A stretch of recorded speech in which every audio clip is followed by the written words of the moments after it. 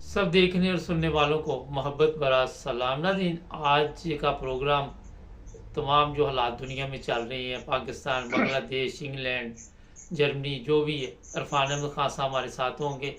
उनसे पूछेंगे, खान साहब, इंग्लैंड में हालात काफ़ी ख़राब होते जा रहे हैं। मैं खुद यहाँ पे मौजूद हूँ और अब ये इतला है कि आर्मी को शायद बुलाया जा रहा है।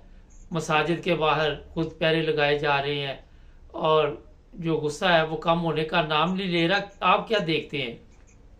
देखें, ये सिविलाइजेशन की जिसे कहते हैं टकराव है आपस में। हम्म।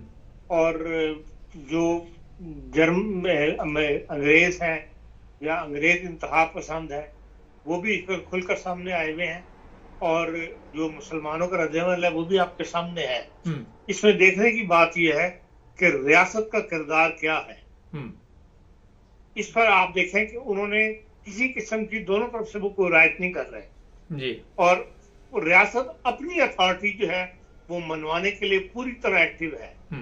आपने भी कल वीडियोस देखी होंगी जो सोशल मीडिया पर वायरल हुई है, मैंने भी वही देखी है। टीवी तो मैं ज्यादा नहीं देखता कि किस तरह वो आगे ट्रकों को ले जाके पीछे फोर्स है, पुलिस फोर्स, और बाकायदा वो हमलावरों को मुकाबला कर रहे हैं जी। तो ये हर कुछ थोड़े अरसे के बाद अब इंग्लैंड का एक मुश्किल दर्द सर बन गया हुआ है। वहां से वक्फे वक्फे से ये तरीके ऐसी उठती रहती हैं, दोनों की तरफ से भी, इंतहा पसंदों की तरफ से भी।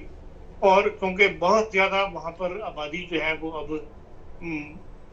गैर मुल्कों की हो चुकी है, या गैर मुल्की पस मंजर रखने वाले लोग बहुत ज्यादा हुकूमत में भी आ रहे हैं, नेशनल असेंबली में भी आ रहे हैं, जो कि इंतहा पसंदों को मंजूर नहीं। इसलिए इस किस्म का क्लैशेस जो है होते बढ़ते चले जा रहे हैं, और रियासत बहर अपना किरदार जो है पूरी कुव्वत के साथ अदा कर रही है। देखने की बात यह है कि दोनों तरफ की क़यादतें जो है, चाहे वो मुसलमान ममालिक की क़यादत हो, मुसलमान तंजीमों की क़यादत हो, मसाजिद की क़यादत हो, जितने भी सिविल सोसाइटी है उसकी क़यादत को आपस में मिल बैठ के इन मसले का हल करना चाहिए। वरना सब ने इंग्लैंड के अंदर ही है, सबका मुल्क को बन चुका है, और उस मुल्क को बनाने के अंदर क्या किरदार अदा कर सकते हैं, किस तरह बेहतर किरदार अदा कर सकते हैं, इन मुद्दों को सोचना चाहिए।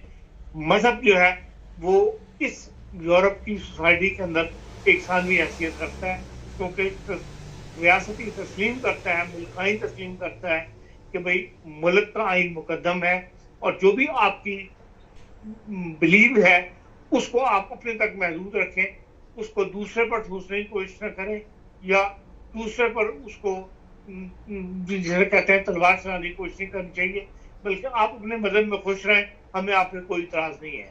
तो इसी के लिए रियासत जो है वो काम कर रही है।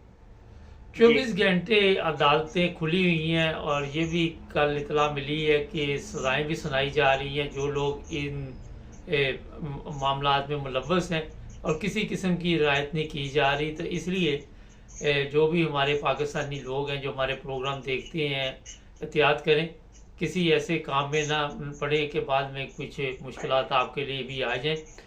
सर, ये बताइए, बांग्लादेश में कल बड़ा इनकलाब आ गया, उससे पाकिस्तान में भी खलबली मची हुई है, क्या देखते हैं आप? देखिए, बांग्लादेश के अंदर जो है हर जगह जो महंगात है और जो जबर है उसके खिलाफ अब सोशल मीडिया जो है कि बहुत ज्यादा मदद कर रहा है लोगों की, कि जबर की हुकूमत नहीं चल सकती। हसीना वाहिद साहबा ने बांग्लादेश के लिए बहुत अच्छे काम किए हैं। उन्होंने औरतों को बाकायदा मर्दों के बराबर खड़ा कर दिया है, औरतों में तालीम का शऊर बहुत ज्यादा दिया है, और इसी तरह मुल्क की करेंसी को उन्होंने स्ट्रॉन्ग किया, तिजारत को, ट्रेड को उन्होंने बढ़ाया है। बांग्लादेश की हालत बहुत ज्यादा पहले से बेहतर हो गई है, पाकिस्तान से बहुत बेहतर है, उनके रिजर्व पाकिस्तान से बहुत बेहतर है, मुल्क को वो आगे लेके गई है। लेकिन उनकी जो तर्ज हुकूमत है उसके अंदर जबर का आंसर भी जो है वो भी कायल है। उन्होंने मजहबी तक, ये तो सही बात है कि उन्होंने बांग्लादेश के अंदर मजहबी आज़ादी हासिल है, इसलिए कि वहां भी बहुत से कबाइल और बहुत से अपने अपने लोगों के मजहब हैं। हिंदू भी वहां बड़ी तादाद में रहते हैं, मुसलमान भी बड़ी तादाद में, मुसलमानों के मुख्तलिफ सेक्ट वहां पे हैं जिनमें आपस में नहीं बनती। लेकिन उन्होंने मजहब को रियासत से अलग रखा, उनका कि मुल्की मामलात में इनका कोई अमल दखल नहीं होगा। लेकिन एक पॉइंट जो उनसे रहा कि उन्होंने जो मजहबी अंसर है जमात इस्लामी का, उसके साथ एक किस्म की अदावत वाली कैफियत नजर आती है। उनके सारे दौर को देखें तो जमात इस्लामी इस कदर ज्यादा स्ट्रीट पावर नहीं है, स्ट्रीट पावर शो करने में नहीं है। वैसे तो वो यकीनन सख्त मजहबी रुझानात रखने वाले लोग हैं, लेकिन वो इस तरह नुकसान पहुंचाने के वाले लोग नहीं है। जिस किस्म की पॉलिसी हसीना वाजिद साहब ने उनको अपने लिए हमेशा खतरा समझा है और उनको क्रश करने की कोशिश की है, और वो जबर जो है वो ज्यादा देर नहीं चल सका और उनको वो ले बैठा। लेकिन यह कि बहरहाल हुकूमत के साथ उनकी एक अंडरस्टैंडिंग के साथ उन्होंने मुल्क छोड़ा है और वो फौरी तौर पे वहां से बाहर चली गई, और कहा जा रहा है कि वो इंग्लैंड में उन्होंने सालिम की दरख्वास्त दे दी हुई है और वो यहाँ आ जाएंगी। और यही जबर की ताकत जिन मुल्कों में भी होगी, अब सोशल मीडिया का किरदार इस किस्म का हो गया है कि वो लोग बर्दाश्त नहीं कर सकते। पाकिस्तान के अंदर भी हम यही हालात देख रहे हैं कि जो बिजली के बिल वगैरह हैं उनमें जिस कदर हुकूमत ने टैक्सेस वगैरह लगा दिए हैं, आम आदमी की जिंदगी अजीर्ण हो रही है। इसलिए आप देख रहे हैं कि वहां पर एक मुसलसल तसलसल के साथ तरीके इंसाफ वाले भी और जमात इस्लामी वाले भी सड़कों पर निकले हुए हैं, और उनको हुकूमती मुज़ाकरात और कोशिशें अभी तक पूरी तरह कामयाब नहीं हो सकी। लेकिन पाकिस्तान के साथ मसला यह है कि वहां पे इस अवामी एहतियात के साथ साथ एक बहुत बड़ा सियासी एहतजाज जो है वो बलोचिस्तान और सूबा सरहद में जारी है, सूबा पख्तूनख्वा में, जिसके लिए फौज भी फिक्रमंद नजर आती है। और वो फौज अपनी बात पे अटी हुई है कि भाई वो चाहते हैं कि पहले 9 मई वाले मामला जो है उनको तय किया जाए, उनको सजाएं दी जाए। उसमें जो ढील दी जा रही है, जो अदालती कार्रवाई में देर लग रही है, उसको फौज पसंद नहीं कर रही, जिसकी वजह से हुकूमत और फौज के दरमियान एक टकराव की कैफियत जो है वो दिन दिन बढ़ती चली जा रही है।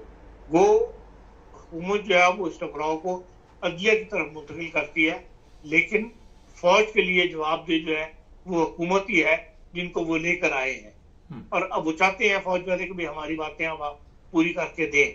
इसलिए अदलिया में भी, हुकूमत में भी, फौज में भी और अवाम में भी एक टकराव की कैफियत होती है, जिसका रिजल्ट वही भी निकल सकता है जो आप बांग्लादेश में देख रहे हैं।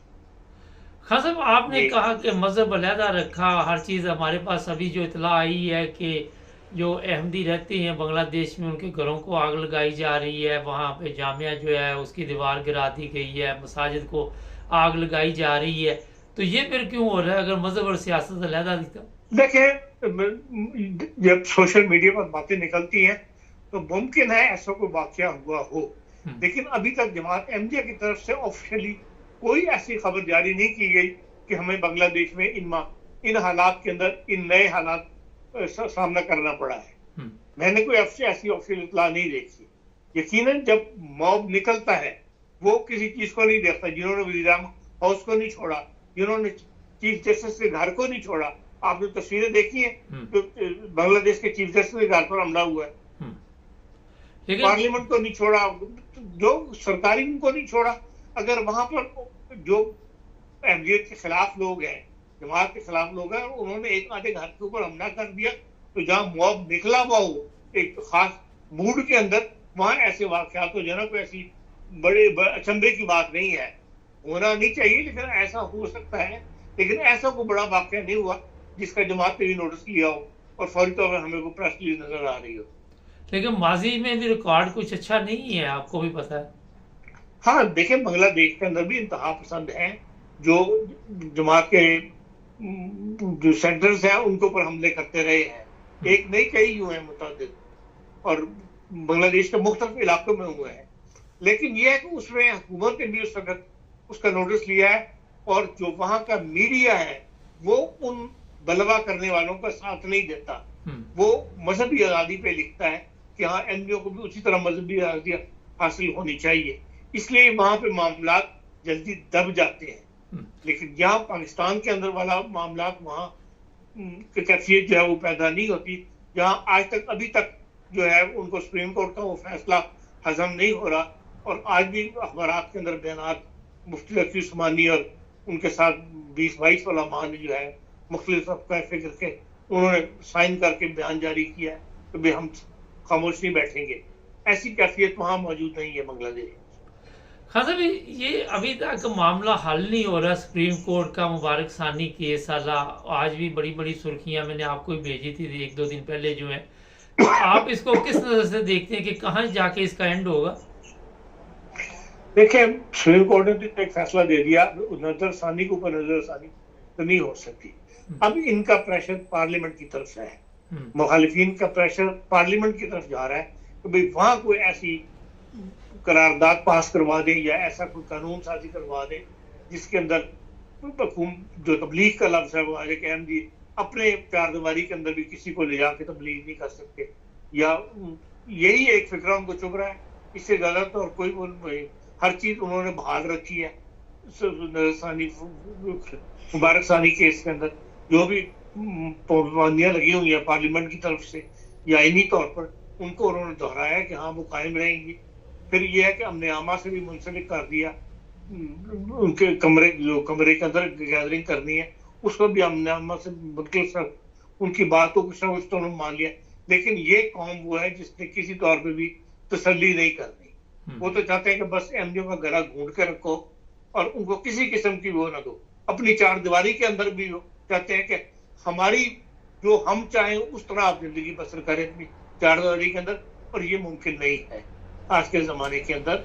इसलिए अब वो सुप्रीम कोर्ट से तो मायूस हो गए, अब वो पार्लियामेंट की तरफ उनका रुख हो गया है। और खुदा अकल दे हमारे सियासतदानों को और मुस्लिम लीग नून को, जिनके वज़ीर आज़म है, जिनका वज़ीर कानून है, जिसने अगर कोई भी कानूनी तब्दीली करनी है या कोई करार तो कोई भी पेश कर सकता है, लेकिन अमली तौर पे तो वही जो कानून में तब्दीली होगी वही नाफिज़ अमल हो तो फिर उनकी बात बनेगी।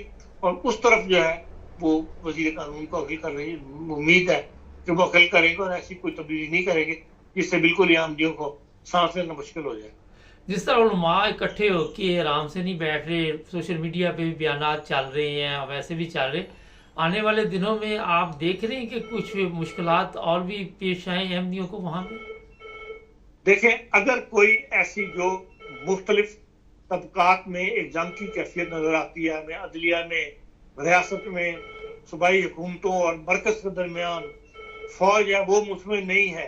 इसलिए अगर इसको इन्होंने कोई रुख देना हुआ तो फिर सबसे ज्यादा आसान अब तक का तजर्बा यही बताता है कि भाई इसको अहम रुख दे दिया जाए तो फिर इनका काम बन जाते हैं, लोगों को सड़कों पर भी ले आते हैं और अपनी कार्रवाई भी करना शुरू कर देते हैं। इसलिए अगर वो सूरत हाल जो जिस जंग का मैं जिक्र कर रहा हूँ जो हमें मुख्तलिफ तबकात में नजर आ रही है, अगर उसको उन्होंने कोई ऐसा बड़ा रंग देना हो तो फिर कोई बहस नहीं कि वो इस मामले को और ज्यादा गर्म करके और पेश करें पब्लिक के अंदर और पब्लिक को अपनी तहरीक का रुख उस तरफ कर दें। हाँ साहब, आखिर पे बताइए, ईरान कोई कार्रवाई डालेगा या सिर्फ बड़के सड़कें चलती रहेंगी? देखिए, ईरान जो है वो उसको ये पता है कि अगर उसने हमला किया तो उसको इराक और लीबिया का अंजाम जो है वो उसके सामने है। इसलिए वो लड़ना नहीं चाहता, लेकिन वो अपना बदला भी लेना चाहता है। कल का बयान जो कायम मकाम वज़ीर खारजा का है वो यही है कि भाई हम जंग नहीं चाहते, लेकिन हम जो हमारे साथ ज्यादती की जाएगी हम उसका जवाब जरूर देंगे। अब उसके जवाब के अंदर उसको ईरान को तवक्को है कि भाई सऊदी अरब और उर्दन उसका साथ देंगे और उनकी तरफ से अगर कोई हमला किया जाता है, मिसाइल फेंके जाते हैं, तो उनको वो रोकने की कोशिश नहीं करेंगे या इसराइल का साथ, डायरेक्ट तो इसराइल का साथ नहीं देते, खुद अमेरिका का साथ देते हैं। अमेरिका के हुक्म के ऊपर पहले भी शाह अब्दुल्ला ने रोके थे, अब भी उनको यही है कि भाई अमेरिका के कहने में आके ही हमारे मिसाइल रोक दें। तो आपको पता है एक मिसाइल को कितने $1 मिलियन का बनता है और कई हजार मिसाइल अगर ज़ाया कर जाए तो फिर जाहिर कहा आप अपने पेट काट के, अब जब भी आप असला बनाते हैं या मिसाइल जारी करते हैं तो अपने अवाम का पेट काट के उसको तैयार किया जाता है। तो वो ऐसी कैफियत से बचना चाहते हैं कि भाई हमारा हमला कोई ना कोई जो है वो कामयाब हो। अमेरिकन पॉलिसी यही है कि अमेरिका के पास इतलात ये है कि ये हैफा के अंदर जो इन्होंने कोई बहुत ज्यादा इसराइल की कोई बैटरियों का वो वहां पे वो है जिससे ये मिसाइल वगैरह तैयार किए जाते हैं, वो तबाह करना, ईरान तैयार को तबाह करना चाहता है और वो अमेरिका उसकी पूरी तरह मदद कर रहा है उसको सेव करने के लिए। और ईरान इस वक्त तोला हुआ है उस हिफा वाली जगह को तबाह करने के लिए। वहां पे उन्होंने एक अंडरग्राउंड जितने भी पार्क हाउस थे उनको उन्होंने हॉस्पिटल्स के अंदर तब्दील कर दिया है। ईरान ने अमेरिका की मदद से पूरी तरह वो भी तैयार हो गए हैं कि हाँ अगर यहाँ हमला होता है और यहाँ कैजुअल्टीज वगैरह होती हैं, जख्मी होते हैं, तो हमने उनको कैसे वो करना है। इसलिए जो बज़ाहिर नजर ये आता है कि जंग के आसार मौजूद हैं, उसका रास्ता ढूंढा जा रहा है कि भाई जंग का मतलब हमले के अंदर ज्यादा से ज्यादा कामयाबी किस तरह हासिल की जाए, तो उसके लिए लगता है कि इंतजार हो रहा है। बहुत शुक्रिया खासा। नाज़रीन, ये थी पूरी दुनिया में क्या चल रहा है। ये जो बांग्लादेश के बारे में मैंने आपको बताया, हमारे पास सोशल मीडिया से ये इतला मिली थी जो अहमदियों के घरों को नुकसान पहुंचाने की कोशिश की जा रही है या मसाजिद में। अभी जैसे ही कोई मुकम्मल कन्फर्म रिपोर्ट हमारे पास आएगी तो हम आपको मज़ीद बताएंगे। चैनल को सब्सक्राइब करना मत भूलें, जुड़े रहें हमारे साथ ताकि और भी प्रोग्राम देखते हैं।